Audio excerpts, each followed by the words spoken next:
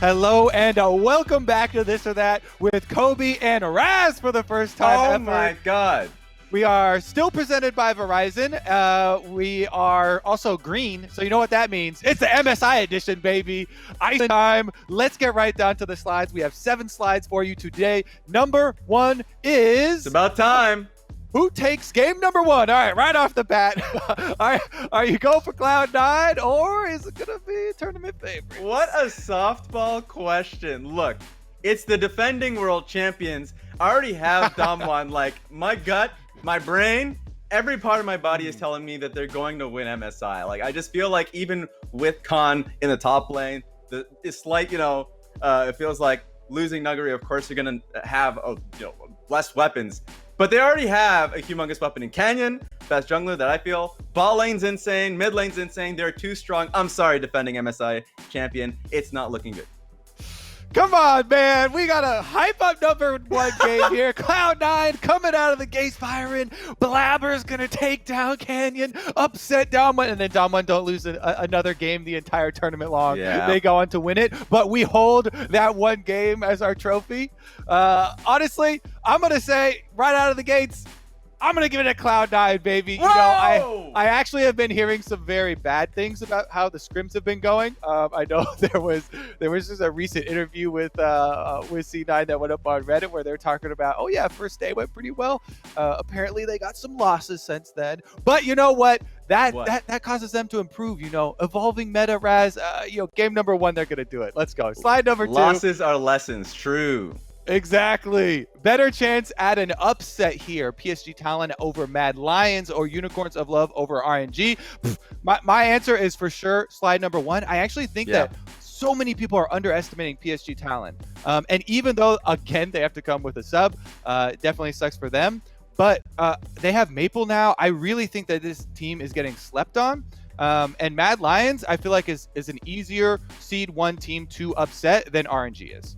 I agree with that. Sadly, usually you'd want us to have at least the differing opinions. I think PSG is a really nice team to watch. Kaiwing, Maple, as you mentioned, Hanabi, they have strong players, and I think the usual decision about inexperience that Mad Lion has, it feels like it's coming back again with El Yoya. So I think an upset, especially in the best of 1, I can see it.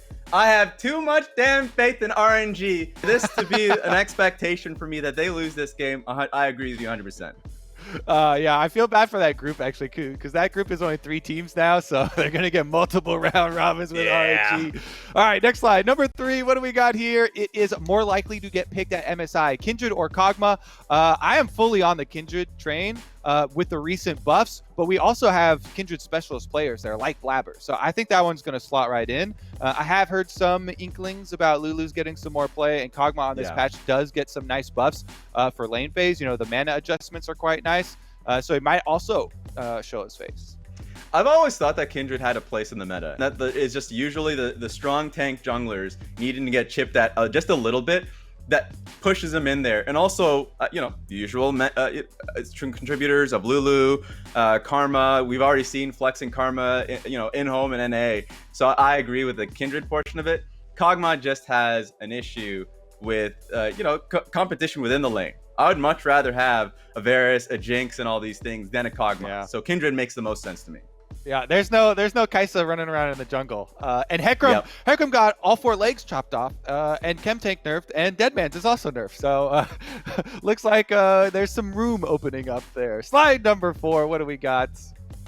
Ooh, who will perform better overall, Mad Lions or Cloud9? I can take this one first. I think Cloud9. I think experience is something people don't talk enough about.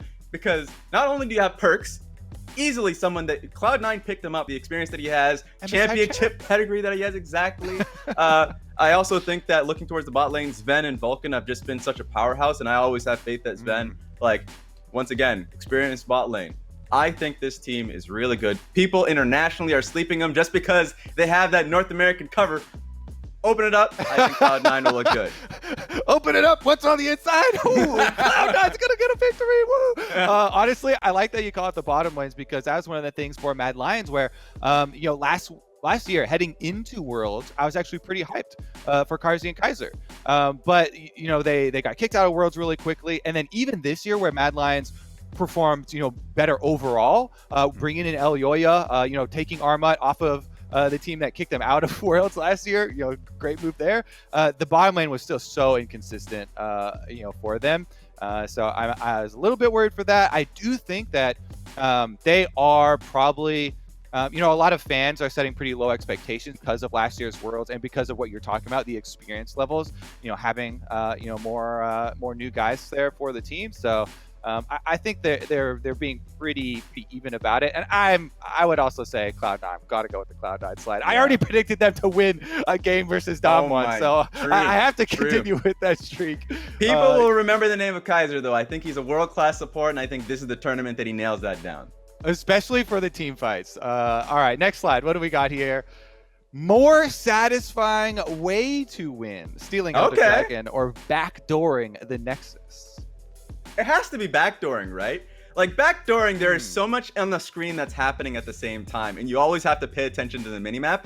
And it feels like half the time you don't see it coming until the person's close enough, like just chipping at the Nexus. So I think backdooring, no matter what, I remember you actually had this slide before about how entertaining backdoors can be. Even if it's a dumb backdoor, it's still hilarious. The entertainment factor is always there.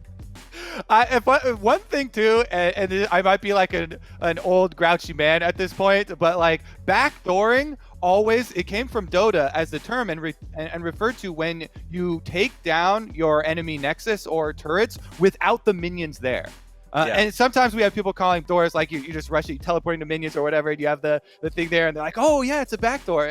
That's more of like a base race or something else there. True. But if you're doing a real backdoor with like there's a ward you left behind and the Nexus is exposed, you get people teleporting in, that is crazy hype. I'm definitely biased as a jungler though, and I was gonna be like, oh yeah, if I steal Elder Dragon, then all the glory is also mine for us winning. So I'll go with the Elder Dragon one.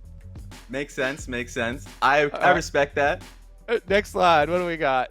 Who wins? Rock, paper, or scissors? We can almost fully, honestly, have this rock, paper, scissors slide now. Maokai's a little, you know, tree paper. Yeah. I guess we give it to him. We might have to actually have a paper champion to get into it. But who actually wins this? I go Malphite every time. Yeah, Malphite.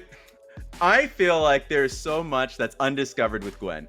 I love Gwen, and I think that as a champion, like there's so much that she has, like so many playmaking tools, and it's not straightforward like Malphite is. Malphite, big ol' rock, get some vision on the map. If he's somewhere that you don't see him, play a little bit more respectfully, while Gwen, especially in split push situations, is just so hard to, she's a legit 1v4. Though I think I will go with scissors. Personally. So the problem for me is that when Gwen's trying to do all her fancy shit and outplay Malphite, it puts down her whatever the zone is called. We don't have to learn those names yet because she's not allowed in competitive. True. but untargetable zone. Guess what Malphite does? Walks right up. Great, I'm inside the zone. Boom! Smash those scissors. I will say this. She is the most fun champ of all three of these, you know, in front of us. I agree. You got me there.